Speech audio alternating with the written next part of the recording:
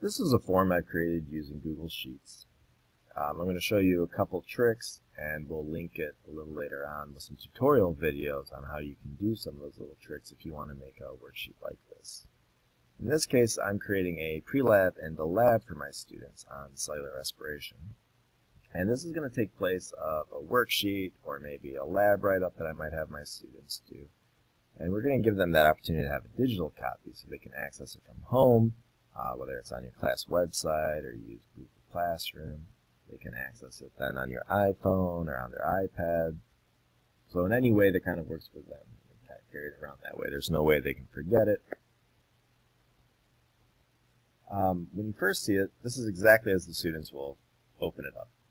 So they'll be prompted with my directions of using the textbook to answer their questions on page 618 to 623. And they're asked with one question only. Do fungi do photosynthesis, or do they do respiration? All of my prompts are yellow, so they can kind of see what's upcoming, but there's no questions being shown yet. When the student makes the choice, if they choose like photosynthesis or respiration, because those would be choices, then the answer turns green. And green doesn't mean that they had the answer right. It just signals to my students that they have actually answered that question, and now they can move on. The other thing that's happened once we answered that was question 2 showed up. So before, if we had that gone, question 2 isn't there, and so I can only answer question 1 at this time.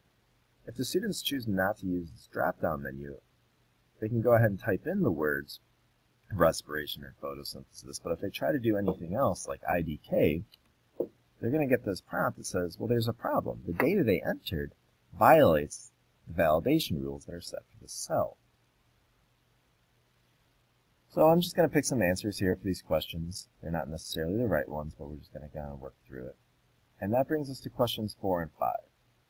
This is a different style question with where it might be short response or essay. And it asks them to list one positive effect that fungi have on homeostasis. So they might write something like,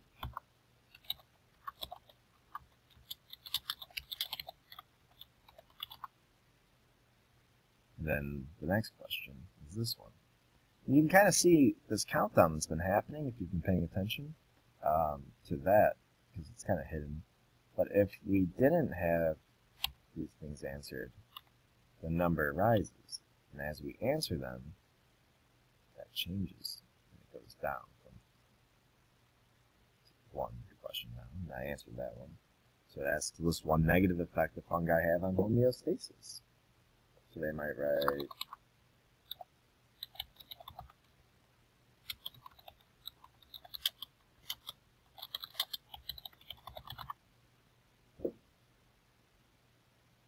and now it's all green, so I can move on to my next part that says, have you read the pre-lab yet? But before I get to that, I want to point out that this just showed up, which is a yellow box with a red 3. This is just code for me to let me know how many questions they've answered that are incorrect. So in this case, we have 3 questions that are wrong. Of course, the student could game the system, and they could get them all wrong, and then they could kind of go back and change it so that they get them all right.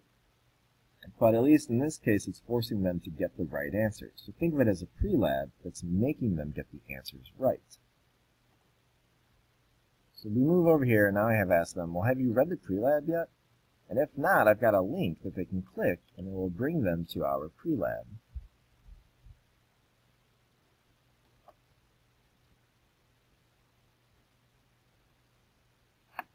And they can kind of scroll through that and read it if they need to. Otherwise, maybe they got in class, but it's always nice to have another digital copy for the students to refer back to.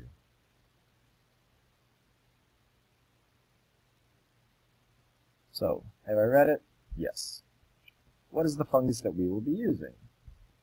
So this isn't a drop-down menu. This is just one that they have to write. In this case, they're going to type in yeast. And then that brings to my next question of what will we be looking at, photosynthesis or respiration? Well, we're going to be looking at respiration. Select the correct equation for the respiration below. So I've got my 2 choices on what that equation might be. What is the food source that it will be eating? What will the bubbles it produces be made of? And how will we know how fast the fungi is eating? So they might write something like,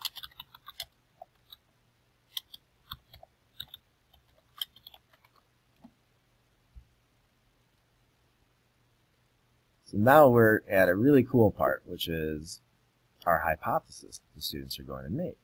So as a group, what conditions do you think will produce the most bubbles? So they might click on that and say, oh, I think granulated sugar.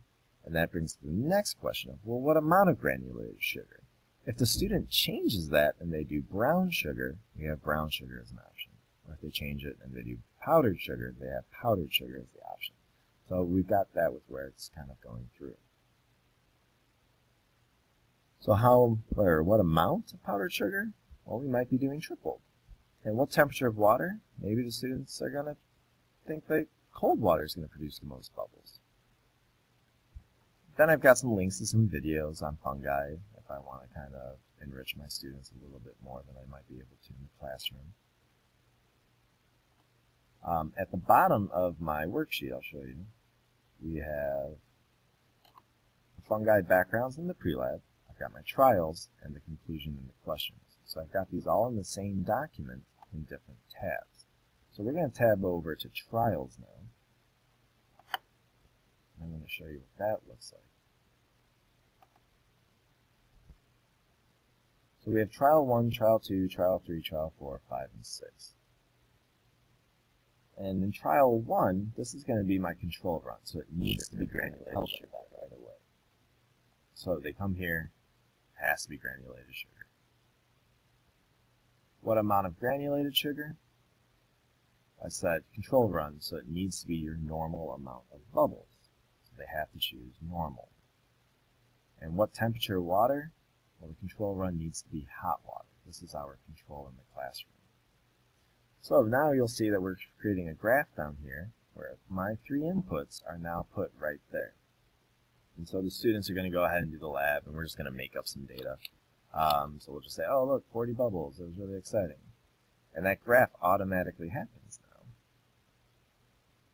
In trial 2, we might say, well, we're going to check out granulated sugar. It's going to be tripled. And we're going to do hot. And now we have that showing up on our graph. So we're going to kind of breeze through this just a little bit, just to make it a little bit faster.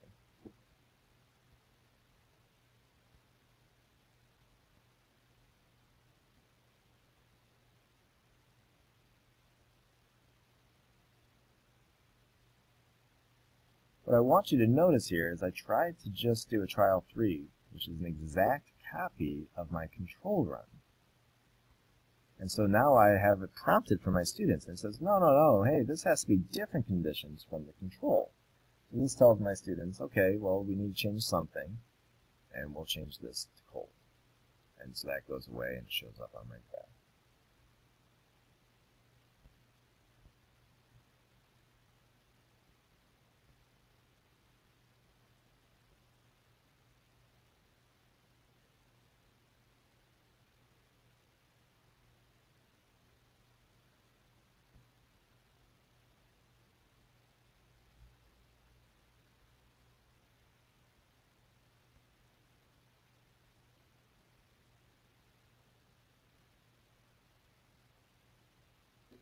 And I might have set up all my trials, but I still have these yellow things. They're saying, oh, wait, you didn't put in all of your data. So now my students are going to have to go back and they'll figure out what their data is.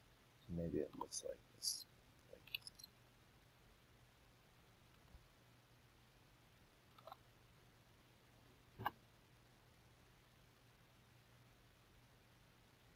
And now my graph has been made with that entirely.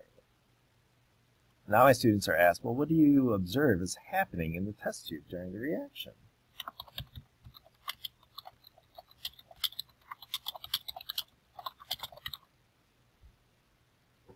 I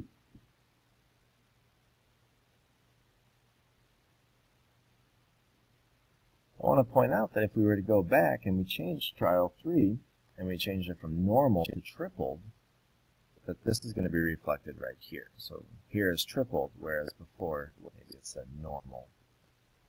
So we can see that this is all entirely reflected in the graph.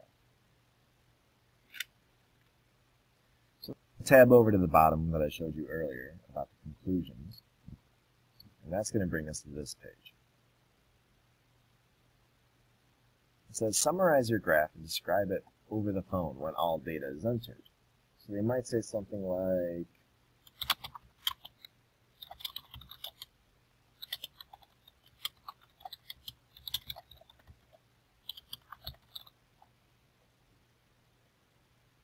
and now it says, you predicted that you would see the most bubbles with cold water and tripled 3 times powdered sugar. How well did your prediction hold up? Notice this is entirely pulled from our pre-lab.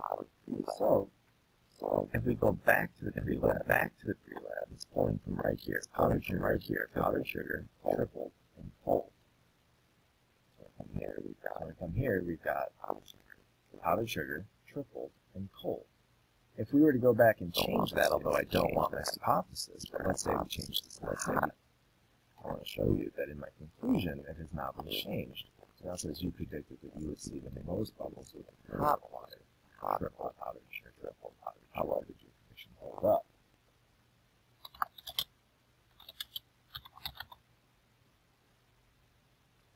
What conditions gave you the most number of bubbles? So now I'm asking my students to go back to their trials and figure out, well, which one gave you the most? So when we come here, you can see in this case it was cold water, tripled, and granulated sugar. So we're going to go ahead and do that. We're going to say it was granulated sugar, it was tripled, and it was cold.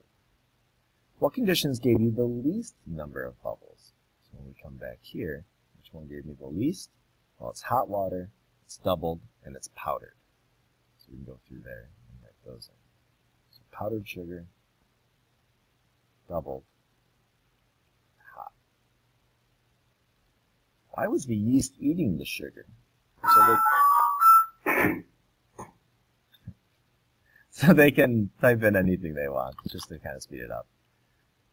What are possible sources of error in this experiment? Again, we can write anything. Answer. Were the overall results what you thought they would be? Yes.